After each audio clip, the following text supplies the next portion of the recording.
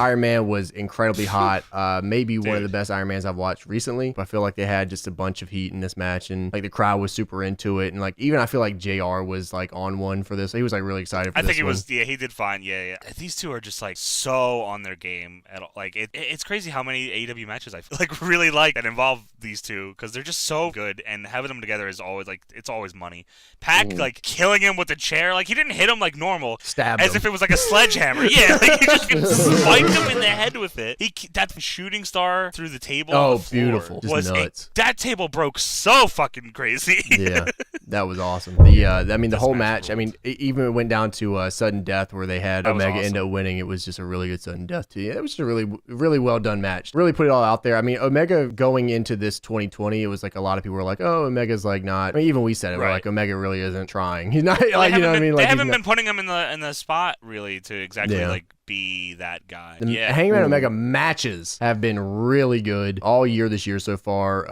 Omega has just been, I mean, this match right here with Pac was just fantastic. So then we get Jeff Cobb versus John Moxley. They gave this one a little too much time, but it was definitely better down the stretch. The first seg where they were just running through the commercial, Jeff Cobb wasn't even doing suplexes. And I'm like, this is corny.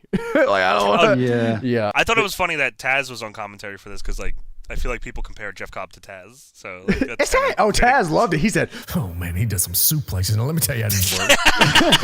They both love it. They're both smirking. They love it. Just going blow for blow. What? Jeff Cobb and Mox went down the line a little bit better. I think they were in a tough situation here. It was like, okay, does Jeff Cobb lose on his debut or does you have to keep it clean finishes. You have to. Well, that's I mean, I think that's how we felt about Butcher and Blade too. But I think they've shown that they can build people back up after beating them early. Most of them stay strong in their losses. If you've noticed also when people lose in AEW, people don't immediately go to their buried, which is kind of neat. Just because of the way that they book, the way they lose a clean match, and it's not the end of the fucking world. That works in their favor a lot. So I think Cobb losing here is not even a big deal whatsoever. Well, even that, like the Inner Circle ran down right away, and then it became a big thing. Well, they were at. Wow, look at that. By the neck, he But anyways, after the match, the Inner Circle charged the ring because, you know, fans with tickets just jump the barricades all the time. And so Dustin Rhodes comes down to help John Moxley, but like it don't matter because there's too many people. And then all of a sudden the lights went out. Thank God they haven't done this because they were doing this every week for a while where the lights went out. Well, it was Sean Spears' entrance every week. Yeah, that's true. And true. Yeah, that's pretty true. Until he got dark. But the lights came back on, and Darby Allin was at the top of the ramp with his skateboard. This pop that he got was sick. Yeah, it was. They love this bastard. He's back. What a pop. It's Darby Allin. He's just so cool. The only thing I didn't like about this entrance is that like he very blatantly waited for the song to drop to do the skateboard thing with his cronies. And in the sights of Darby Allin.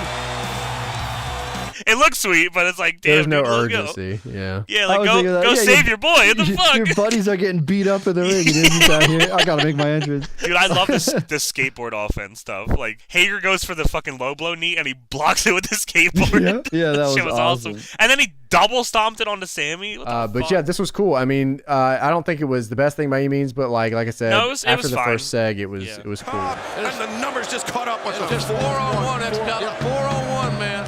That math is easy to figure out. The one is getting their ass whipped. Yeah. Then we move into the women's match for the night, which is Shayna versus Chris Statlander. Britt Baker on commentation, where she fucking takes 30 seconds to put the headset on, and I can hear it the whole time. Oh, yeah, they did do that. He's like, here comes Britt Baker. It's like she was eating it. Yeah, it was bad. She's a dentist. Come on, you know better. She'll be here watching this match as well.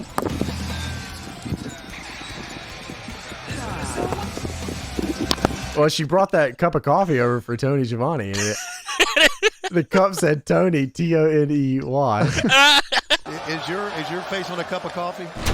No, it is not. Okay, well, mine is. That's impressive. I love how she's like bootlegging that. She's making sure to get that over. She's like, you are a shitty barista. Tony, I brought you a skinny vanilla latte, non-fat, no whip, because I want to make sure you're, keeping the figure. Well, thanks, Dr. Baker. It's got my likeness on it. Does it have Blue Chew with it? Well, JR asked if it had Blue Chew in it. Like, that's what the fuck, Oh, dude? man. What is that? Oh my god, that just like Weirdo. unlocked this week's JR. I like Yeah, JR. Britt Baker brought out a latte for Tony Schiavone with a with pill that Blue makes his Chew. dick hard in it. For this, That's what she was looking Shanna for versus here. Chris Statlander, dude. Yeah, Thank you just get so real hard for this one, fucking JR. much, man. What the fuck? Throw it sorry. out of my head. So let me talk What's about going on? this. Something about a cake, right? Yeah, he said. Oh, he flips out about pie cake during face. this match. Yeah, because he's like, oh, she's Yeah. got pie face. He's like, why is it always got Why to be can't it be pie? cake? Why can't it be cake? Yeah. I like cake. Shanna pie facing Statlander, but Statlander pie face of her own. How come it can't be cake face? Why is it always got to be pie face? Some people like cake. I like cake. Just say it. Settle down there, JR. Well, I got on a sugar rush. Because, you can't have a women's match in AEW without JR bringing up someone's weight or height or their Oh, I size. know. So Yeah, Chris Chris Stat Statlander. is so big. She's so much bigger. But this is a big, strong athlete. Advantage in height, 44-pound weight advantage. I think that's going to be a difference. She's a big lady with a lot of power, and the biggest lady in the match is climbing to the top. Gigantic fucking Chris Statlander. And as she's booping, he's like, I don't get any of this shit. I don't know. It doesn't make He just any fucking buried it. sense to me. He said, I don't get this. And then Excalibur started explaining it. And he said, Somebody explained to me this space galaxy thing that Statlander kind of professes to be a part of. You know the story behind this, Excalibur? She professes to be the galaxy's greatest alien from the Andromeda Galaxy. She says that her ship crash landed in Area 51 All when right. she was transferred to... Hey, you asked, man. I know. I'm sorry to put you on the spot. Okay. Enough of that. okay, that's enough of that. I'm tapped out. He completely buried her there. He was like, I don't give a shit He about didn't want to try to get it. He didn't care. He said, that sucks. Oh, hey, fuck you. I don't know what they're trying to do with this dude, but whatever they're trying to do with Jim Ross is like it's not working. They're trying to reach feel like a like they really mu- older demo. Is that what they're trying to do? I Like feel get like the they- old guys demo? Because I think on New Japan on Access, I don't think he was this fucking obnoxious. So I think that's what they were listening to, and probably were like, "Hey, he still can do some stuff." He hasn't gotten any better, man, and we're like 20 weeks no, in. Like, no, like he's at this- gotten worse. Yeah, he's gotten worse. So like, Because at one point, I thought him and Excalibur were like kind of hitting a stride together. I was like, "Oh, this is kind of working." And then like once the TV show started, like I don't know what happened. and once but, they got like, Taz, and like Taz is like, Yeah. I take this serious. You're like, Yeah. wow, this is crazy. Is this what it sounds this like? is when how someone it takes can this- be. Yeah, like this is crazy. Let's go, baby! That's a Koshi Garuma right there. North-south choke. Day upon Sayonagi. He's not done, brother. That's a freestyle bow and arrow. It's a ridge hand chop right to the side of the head, bro. Look at this. The high crotch takes. He calls that the El Camino, bro. Yeah, Taz Mission Kata Hajime. He's rebranded that. That's Red Rum, folks. Red Rum. So like, Yeah. best case scenario is they just put Jim Ross on dark. Jim Ross gets dark. Like, that's just like, that's the only way they can. You know what I mean? This dude's got the largest contract. This dude's got the longest You know what? contract. I agree. Yeah, That's true. That's true. Get him dark out I of here. think JR should get dark. I mean, like, obviously you can't just release him from his contract, but just like you're not on a podcast, dude. Like, you know what I mean? Like, I wouldn't go up there. I wouldn't go on AEW, start commentating the Chris Statlander match and be like, raise some hell. Yeah, like, come on. Yeah, like, we just do that. TV's Chris Stat. Yeah, like, I might do it, but that's like a whole different thing. What'd you think of this match? It was dope, man. This was a really good match. Lifting uppercut deck Shanna. Oh, wow. Statlander hoisted Shanna up and set her out in the powerbomb one. But What a throw. Statlander is like, she's really hitting a lot of angles, honestly. Like, she's an ass kicker. She has really good comedy spots too when she wants them. Her finish rules. Yeah, it really does. And they put it over really hard. Excalibur makes sure to put it over every single time. God. But she's got her hooked up. Bang, bang, theory. Yeah, thanks for coming. 1, 2, 3. Get the Texan. First, I'll put women on TV more, and like more of the women. I feel like if they can keep up this kind of quality, then like they're good. I mean, like you have the talent there. You know what I mean? Are you It's telling me not that hard. booking the women might help them? It might be I pretty think cool you're out of or your whatever. goddamn Put him on TV, let him do what they should do. I will give AEW this much: the pacing of the shows the last 2 weeks has been nothing short They've of definitely incredible. hit. I don't know. Like, I think they definitely have figured out how to keep things flowing without it getting like. Yeah, exactly. Does it have blue chew in it?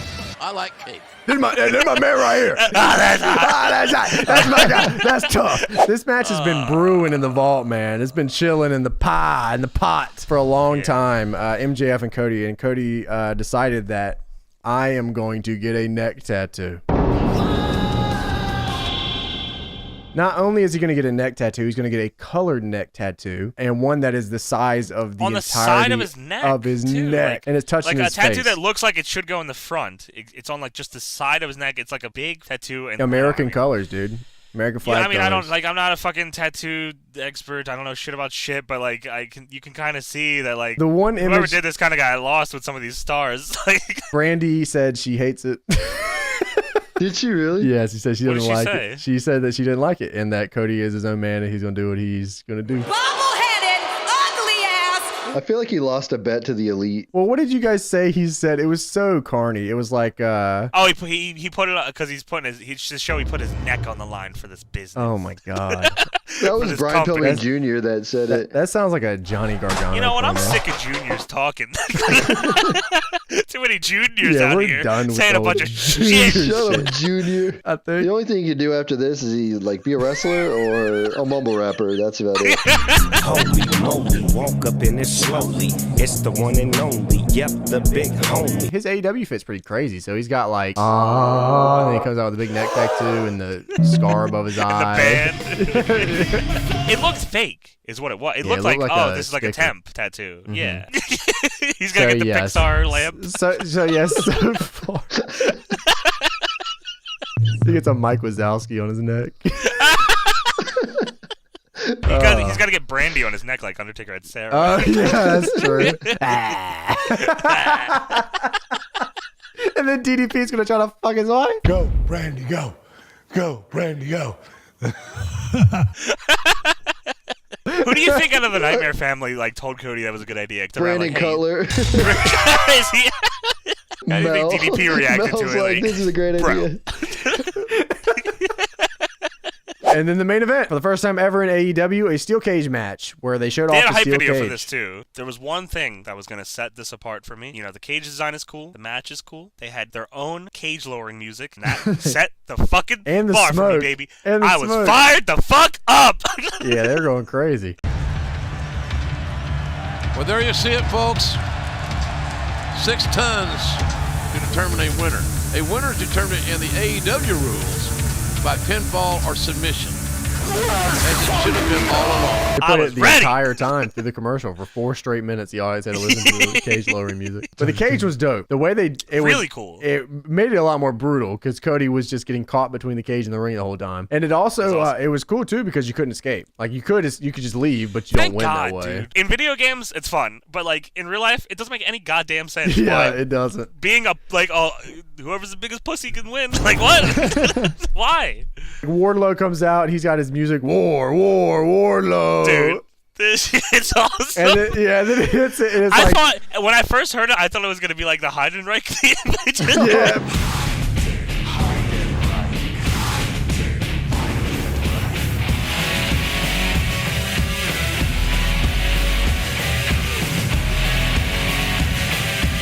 I know what was going on. I thought it was gonna be Wardlow the whole time. So like I'm all in on this already. And I'm like he's Wardlow. thick is- as hell. He's ready to go. he looks This shit's good. Awesome. And Singlet kicks ass. He looks good too. I mean, like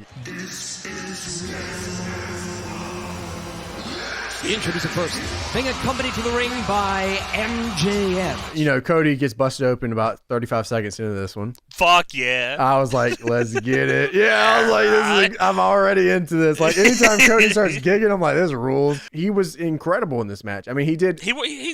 I mean, He did like, everything I that he was supposed to do. I mean, like, I don't know if it's because Cody is great, but like Wardlow looked like a fucking monster that they wanted him to look like. He the powerbombed dude into the F10, cage. dude. The F10, yeah. Yeah, I was like, damn, this Crazy. is crazy. He just straight up tossed him. Like in matches like this was not. First off, this was not a long cage match. It was probably like 11 or 12, yeah. But it was the perfect. I mean, it was like an incredible cage match. None of the story here was about what Wardlow brings to the table. Like It was how could Cody get out of this? Right. It Like, was without being dead. Without Yeah. dying. Wardlow busted him fucking wide open, F-10'd him, threw him up against the cage 100 times. Smashed the entire cage wall into his face Yeah. while he was under it. This is crazy. Wardlow did a swanton at one point too. It was crazy. Wardlow My God.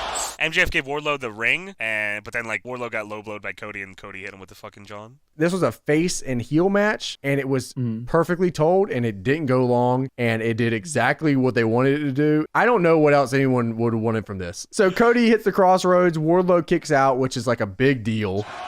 Crossroads! Oh, how close. And then Cody he's like, all right, fuck it, I'm climbing the cage and I'm gonna beat your ass. He fucking climbs this fucking thing. And like, I was like, all right, I'm gonna have a second to like digest how high this is. And he said, nope. Woo! I had never seen someone jump as quick as that. Like he didn't even look. Yeah. Yeah, dude. Like, I think the ref had to tell Wardlow, get up, yeah, dude. Wardlow caught him perfect too. I was like, this spot couldn't have gone any better. I was very surprised. Here. Oh my God! A moonsault for the top. The leg is up. The leg by God is up. And Cody beats Wardlow. That's a learn. Every angle they showed it from looked crazier. Perfect, like man. it was just ridiculous. It was crazy. Yeah, it was absolutely perfect. I gotta tell you, it was perfect. Perfect. Everything, down to the last minute details.